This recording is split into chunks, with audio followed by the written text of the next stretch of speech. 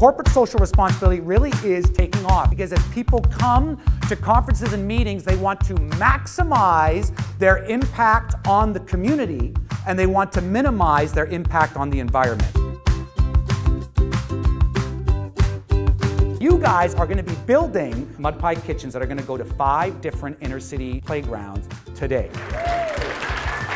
Well, we've been making this outdoor kitchen, and as you can see, we're using the precise measurements. We're following the directions very carefully because we don't want to miss any of the steps to make sure that it's just perfect. We're having a blast. It's a lot of fun, a lot of team building. It's so much fun.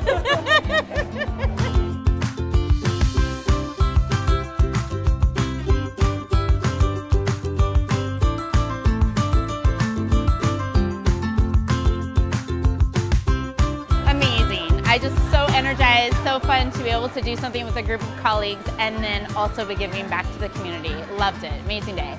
You guys are going to go home this week, heroes, bringing to your home the energy of, I made a difference today. In kids' lives, I made a difference.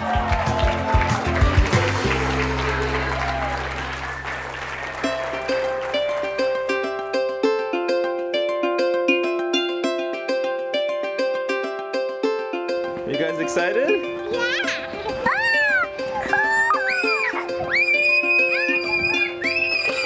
It turns out that mud pie kitchens are exactly what young kids need and what most daycares don't have. They work with fine motor skills, they're imaginative play, they're outdoor play, and they're highly interactive. And working with natural materials, not plastic, for example, also is a very calming and soothing for young kids. So it turns out our University of British Columbia, right here in Vancouver, has recently put out a study that says what young kids need is exactly the sort of stuff that is created when you make a mud pie kitchen. I'm making eggs! I'm making soup! I'm making eggs! Get,